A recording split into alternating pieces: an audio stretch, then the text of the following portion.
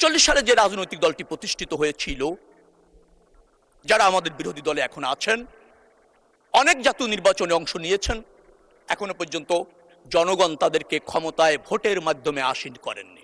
বাংলাদেশ জাতীয়তাবাদী দলকে কখনো ক্ষমা চাওয়া লাগেনি। 96 এর নির্বাচনের আগে আওয়ামী লীগের প্রধান বলেছিলেন, একবার আমাদের ভোট ভিক্ষা দিন। এবারের নির্বাচনকে আগে অন্য দলকেও আমরা দেখেছি ক্ষমা চাইতে, বিএনপি কখনো জনগণের কাছে ক্ষমা চায়নি, কারণ বিএনপি জনগণের পাশে থেকেছে। আমরা জুলাই সনদের বাস্তবায়ন চাই।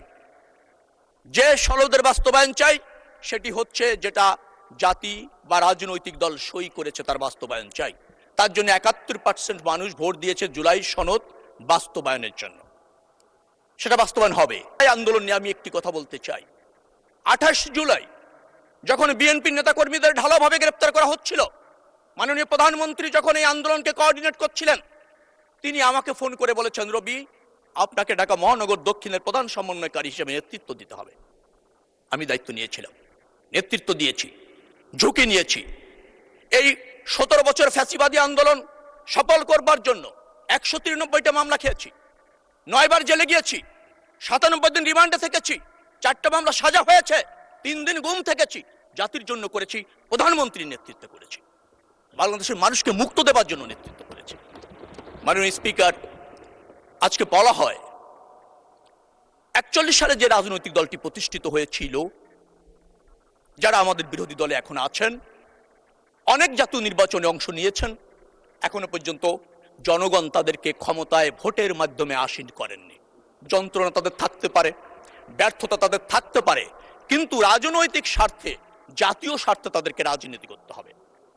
47 থেকে জাতীয় নির্বাচনের আগ পর্যন্ত বিরোধী দলের পক্ষ থেকে তাদের কর্মের জন্য ক্ষমাও চাওয়া হয়েছে, ভুল ভ্রান্তি মাপ চাওয়া হয়েছে। মাননীয় স্পিকার, 47 থেকে 85 বছর রাজনীতি করে নির্বাচনের আগে যাদের ক্ষমা চাইতে হয় কৃতকর্মের জন্য, সেটি কি রাজনীতি? সেটাকে কি রাজনৈতিক দল বলা যায়? অনুশোচনা কি তাদের হয়েছে? জনগণকে এখনো বিভ্রান্ত করার চেষ্টা করা হয়, জনগণকে বিভ্রান্ত করা যায়? জনগণ যদি বিভ্রান্ত হতো তাহলে এই 26-এর নির্বাচনে বিএনপি তো ব্রুট মেজরিটি পেত না। তারা তো জনগণকে বিভ্রান্ত করতে পারেনি, জনগণ বিভ্রান্ত হয় না। বাংলাদেশ জাতীয়তাবাদী দলকে কখনো ক্ষমা চাওয়া লাগেনি। 96 এর নির্বাচনের আগে আওয়ামী লীগের প্রধান বলেছিলেন, একবার আমাদের ভোট ভিক্ষা দিন। এবারের নির্বাচনকে আগে অন্য দলকেও আমরা দেখেছি ক্ষমা চাইতে, বিএনপি কখনো জনগণের কাছে ক্ষমা চায়নি, কারণ বিএনপি জনগণের পাশে থেকেছে, জনগণের স্বার্থে আন্দোলন করেছে। এদেশের স্বাধীনতা সংগ্রাম বলেন, স্বৈরাচার বিরোধী আন্দোলন বলেন, 75-এর আপনার সিপাহী জনতার বিপ্লব বলেন, বহুদলীয় গণতন্ত্র প্রতিষ্ঠার জন্য বিএনপির হাত দিয়ে হয়েছে। 11-এর সরকার এসেছিল, অসাংবিধানিক সরকার, সেই সরকারকে নির্বাচনের বাধ্য করার জন্য, নির্বাচন দেওয়ার জন্য বিএনপি আন্দোলন করেছে। 17 বছরে বিএনপি জুলুম অত্যাচারের বিরুদ্ধে, ফ্যাসিবাদের বিরুদ্ধে আন্দোলন করে সফল গণঅভ্যুত্থান করেছে, যার জন্য জনগণ জানে বিএনপিকে তাদের ভোট দিতে হবে।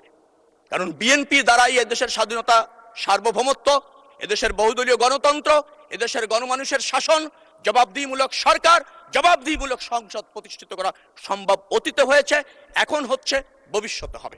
এই জন্য বিএনপি একটা প্রতিষ্ঠিত রাজনৈতিক দল। মাননীয় স্পিকার, গণভোটের কথা বলা হয়েছে।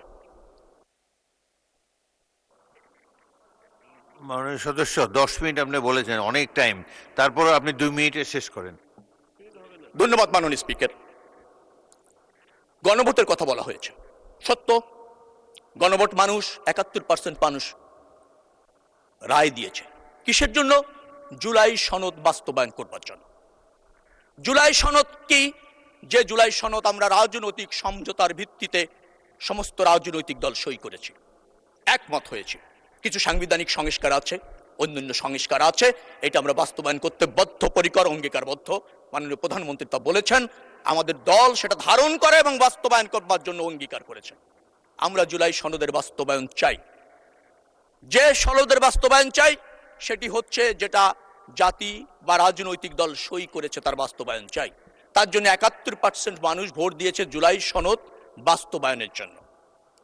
সেটা বাস্তবায়ন হবে। কিভাবে হবে?